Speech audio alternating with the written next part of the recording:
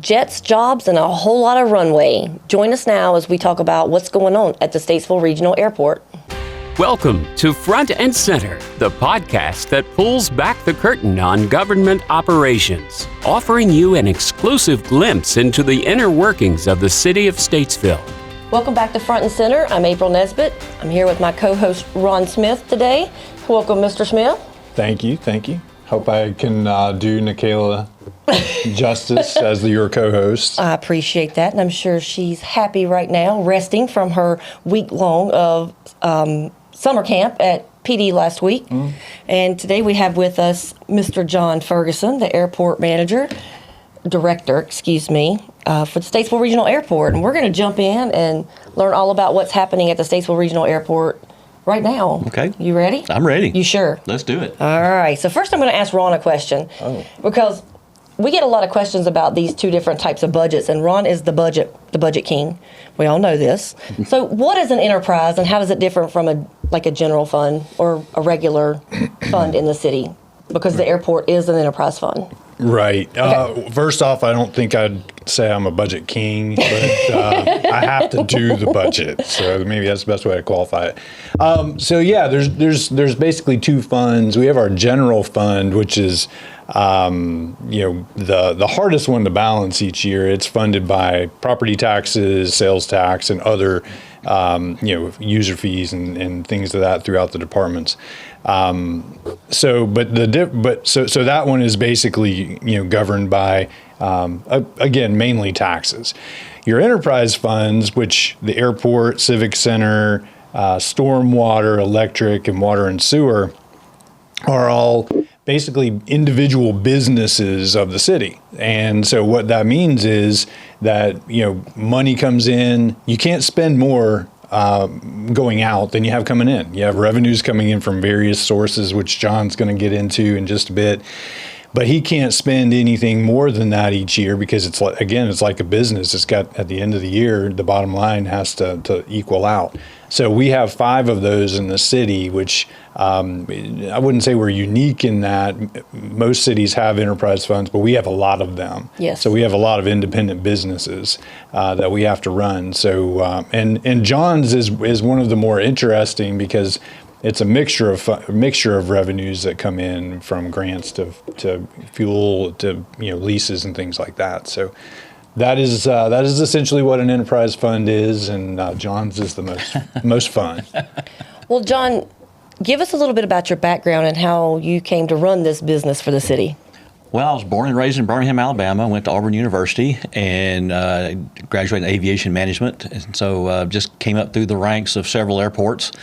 And I've been in South Carolina, I've been North Carolina, I've been Tennessee, been all around. But Statesville is your favorite. Statesville is absolutely my favorite. Just making sure.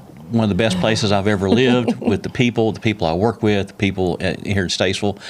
So it's been one of the best places I've ever stayed. Nice. Stayed. Lived, worked, played. You're not leaving us. No. Absolutely not.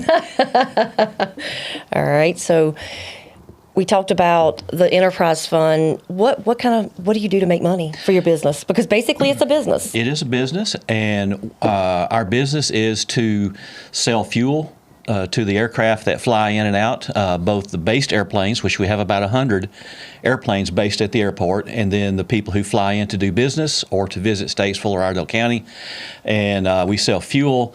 We also rent out hangar space for some of the aircraft that would require being inside. And then we have some ground rental where we've rented ground to certain industries and certain businesses, and they built their own hangars. And so those are the main sources of revenue. And then, of course, we've got grants that we use for large capital projects. And so that's it. And we are self-sufficient. Our revenue exceeds our expenses. And so we don't cost the city any money. Or the county. And in fact, we are a major contributor because probably $600,000 goes to the city and the county each for property taxes on the hangars and on the aircraft that are based out there. Okay, so you're making money. We're making money. You're making money. I got it. You just think you're high rolling out there, huh? I see how it is. We try. So, before we move on to the next question, you said you have people coming in to visit. Who's been your most famous visitor? George Strait's George Strait? been in twice. Kane Brown's been in. My goodness, the girls are going crazy. Yeah, DaBaby has flown in and out a few times. Cole Swindell has been in and out a few times. So that's pretty much some mostly pretty it. famous people around Statesville. A few, yeah. Okay. And some of the corporations that fly in, Briggs and Stratton, Kohler Plumbing, those places that like that. Go visit the Lowe's corporate headquarters in Mooresville. Ashley Furniture flies in a lot. Sherwin-Williams flies in a lot too. Man. Well, we were over at Harris Park on last week with the PD summer camp, and the planes, they just constant. You see them constantly, and it's crazy. The kids go crazy over it. So yes, we see these big, huge jets. So they look pretty big when we see them. I don't know how big they really are. I don't know, but pretty crazy.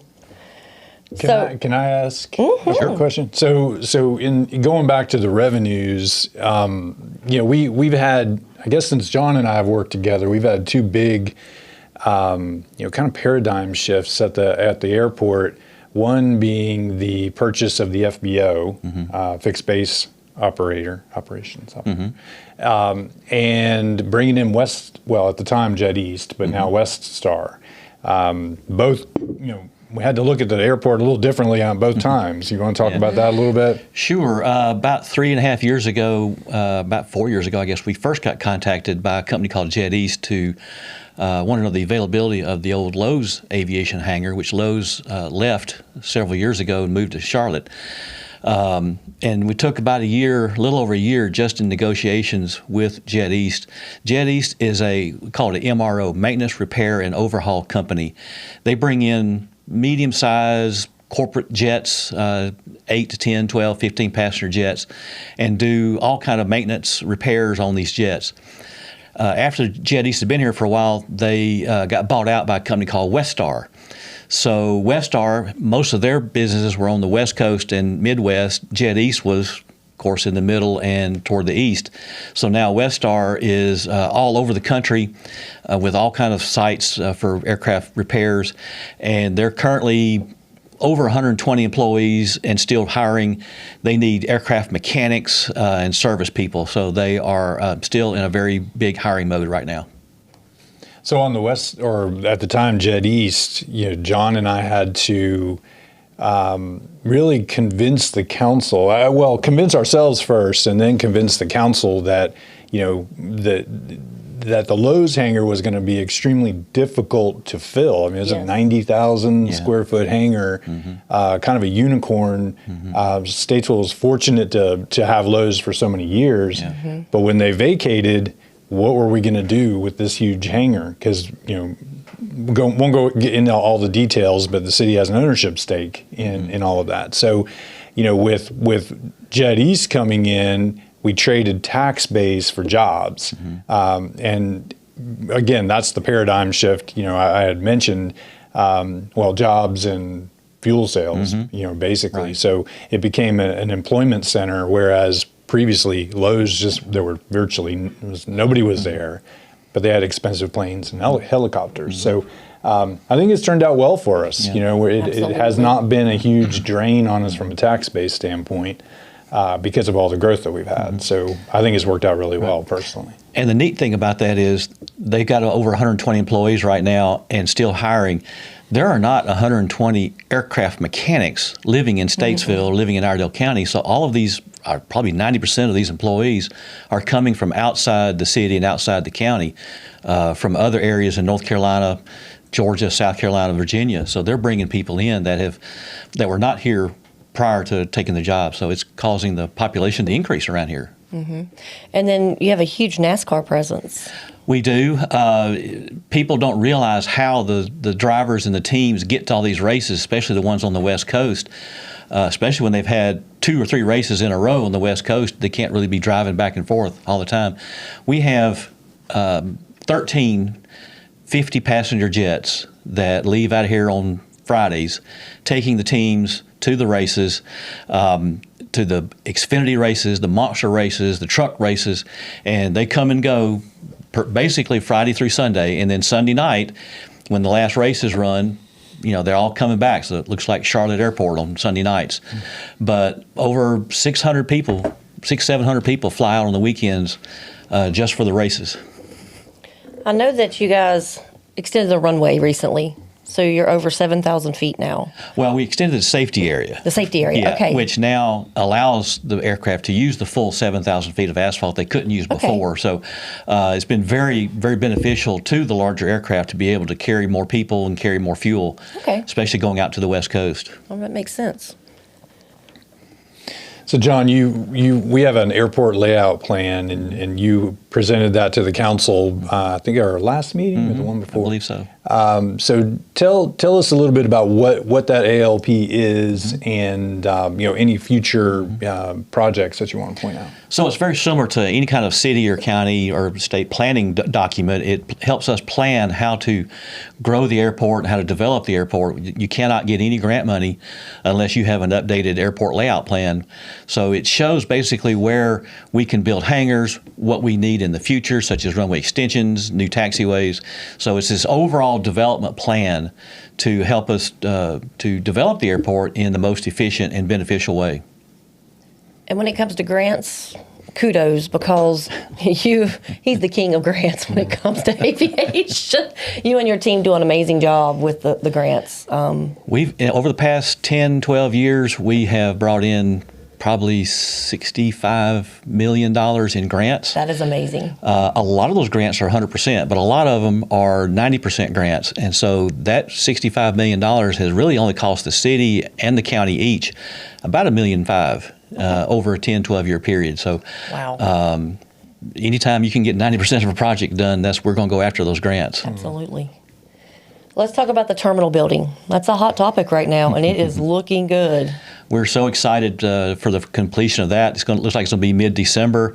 It's 3 stories. The first two floors are going to be, of course, the lobby and the customer service area. The second floor is going to be offices. The conference room is going to be a large conference room where we can have meetings of 15, 20 people at any one time. And then the third floor is unfinished, but we're really hoping that somebody out there may want to do a restaurant. There's going to be a patio, outdoor patio for outdoor seating. And it's the one question that I get just about every week is, when are we going to get a restaurant? Right. Because the airport, being out away about 4 miles from the city, we're about 4 miles from any restaurants. And so these pilots, the corporate pilots that fly in, they may have to sit and wait 5 or 6, 7 hours for their CEO to come back from a meeting. So they're just sitting around, and be good to have some place to eat where they can just relax and eat and not have to drive all over the county just looking for a place to eat. And I have an office in that new terminal building, right? Sure, why not? Sure, okay, just making sure. I'm leaving City Hall. I can't ever find you anywhere. Maybe that's her point. She don't want to be found. Giving up my secrets. All right. So, John, we're at the intersection of 77 and 40. Does that give us any kind of strategic advantage in your mind? I think it does at some point, because when a corporation wants to look to bring business to a community, they're going to look at transportation issues. Can they get their product in and out? Do they have the employees to hire?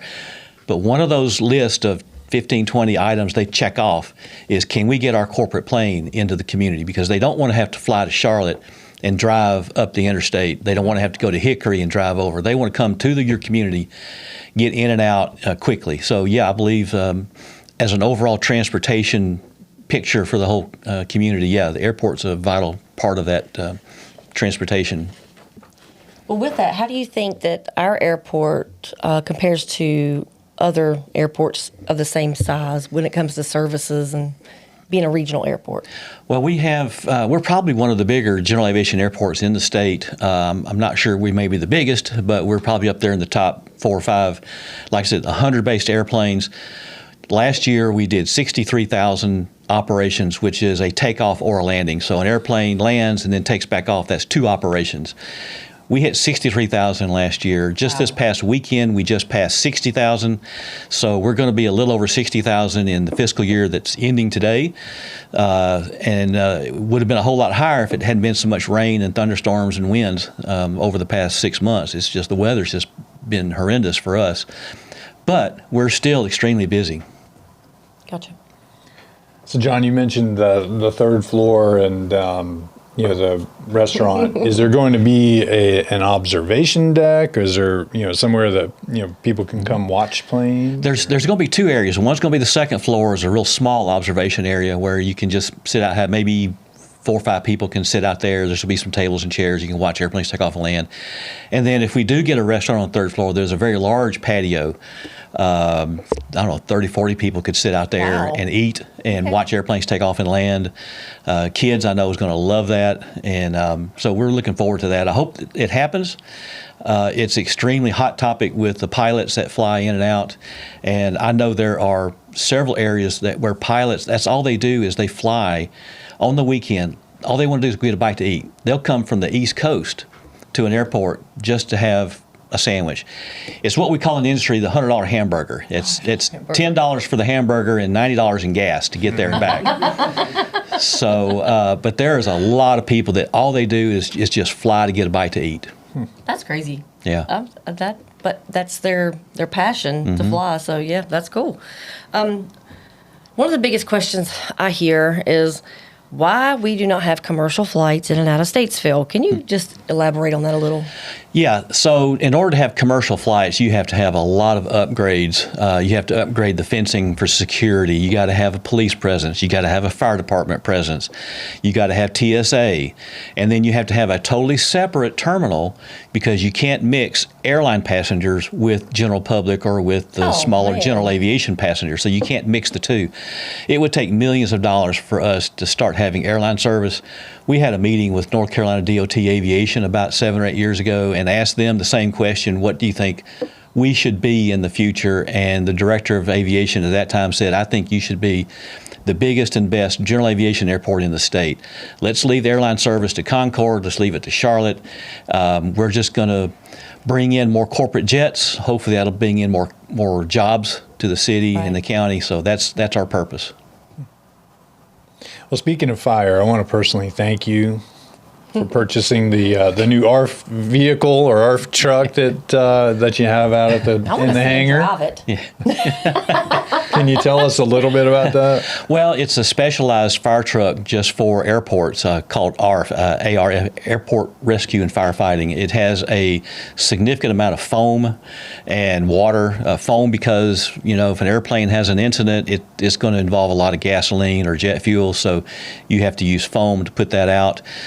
So it's a specialized piece of equipment, and I guess we were very fortunate to find, I don't want to say a used piece of equipment, but a rebuilt fire truck for probably half of what a brand new one cost. And it just popped up, and we jumped on it, even though it was a significant hit to my budget.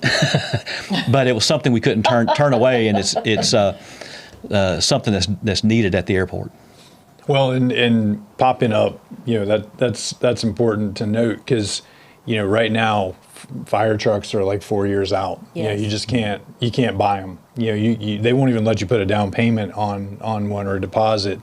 So it takes forever. So we've had to go into looking at the used market, unfortunately, or fortunately. I mean, it's worked out good for us because we can get the vehicles quicker. So sorry to poke you on that one, but so what, John, what's your future, what's your vision? Where do you think we're going to be 5, 10, 15 years from now at the airport? Well, one of the long-range projects we're working on funding for is a runway extension project to extend the runway to the east about 1,000 feet, and then you have to have a 1,000-foot safety area beyond that, so we'll be going out 2,000 feet to have a total of 8,000 feet on the runway, which will satisfy the requirements of those 50 passenger jets that fly in and out for NASCAR. Plus, it might help us get some freight in the future, and because I know some of these companies really don't like flying into Charlotte, but it's so busy and everything. But with being that 60,000 operations and growing in the next 5 or 10 years, we are definitely going to need a control tower. A lot of our traffic that flies in and out is students training. We get flight schools from Concord, from Monroe, from Hickory, all around. They come to our airport to train because we've got a long runway. We don't have a tower right now, and so they can train without having to talk to air traffic control. We're outside of Charlotte's airspace, so it's very attractive for flight schools. And we have 2 flight schools on the airport and looking to have a 3rd one here soon. And but also we want to get a building for the fire truck, and we want to get the fire truck manned at the airport 24 hours a day. So those are things that we're looking toward in the future. Do the controllers have to be? Are they FAA employees, or how would that They're work? contract employees. They call it a contract tower program, which they have to go through the air traffic control school in order to do that. But they're technically not federal employees; they're contract employees for the air traffic for the FAA. Any other upcoming projects or changes that our citizens should be excited about? Of course, we've got the terminal going to be dedicated, we hope, around mid-December.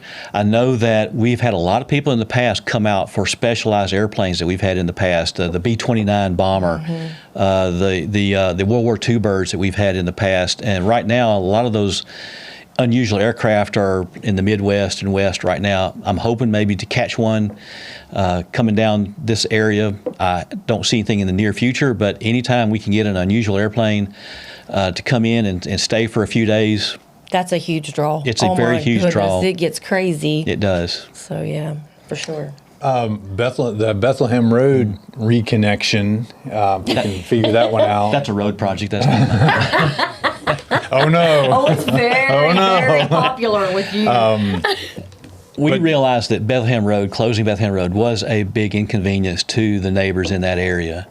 But we had to do that because of the safety area we extended. We had to close the road off. We are working towards reconnecting Bethlehem Road with Highway 70. It just takes a long time to go through the process, to go through the bureaucracy of DOT. We're working towards that. We're still moving towards that, and maybe that'll be finished in a couple of years.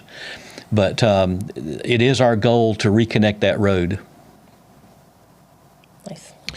So if if someone has never visited the airport, kind of leaving off this discussion, what would you want them to know, or they're coming out for the first time? I think they're going to be surprised at how much traffic we do have on a daily basis. Now, there's some days where it's slow, and there's some days where it's extremely busy. We do get some military every now and then. We get some military helicopters to come in for fuel every now and then. We get maybe once or twice a year, we'll get a jet that flies in, and a couple of nurses and doctors and some igloo coolers get off the plane. That's organ procurement. It doesn't happen very often, but it does happen. It's just things that people don't realize. And freight, we've had windshields from Aiken. We've had transmission parts from Newton. We've had diesel engine parts for Freightliner that came out of Mexico. So there's a lot of activity that people just don't realize that goes on. Those were the fun ones at 2 a.m., right? That's right. Yeah. They come in the middle of the morning. So I don't know why they can't get the freight there at 4 o'clock in the afternoon. Well, John, thank you for joining us today. You've given us a lot of information. We appreciate everything you're doing at the airport. Ron, what do you think about how John's doing? John Fergie is wonderful. John Had to get in there. Had to get that Fergie in there. does a great job. I mean, I'm real proud of what we have done at the airport.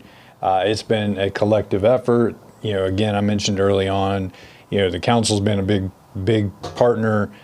They understand the strategic value and investment, that we have and has to go into the airport to keep it going. We've got Steve Johnson, Jap Johnson. They're huge advocates. They're both on the airport commission. But John, and his staff out at the airport, I mean, they're always out there tirelessly pushing forward. And it's a 24/7 operation. And so and something that a lot of people don't associate with Statesville. Right. I'm very proud of it. Good grief. It's all the time. I'm telling you, if it's not at council, it's on the podcast. But you are doing a great job. I'm just giving you a hard time. But thank you again. We appreciate it. And thank you to everyone that joined in today. If you have questions for John, shoot them over to info@statesvillenc.net. We'll make sure he gets your questions, and he'll be happy to answer. We'll see you next time. Tune in to the next episode as we share our dedication to transparency, public service, and governance, shining a spotlight on our commitment to keeping you well informed about all things City of Statesville.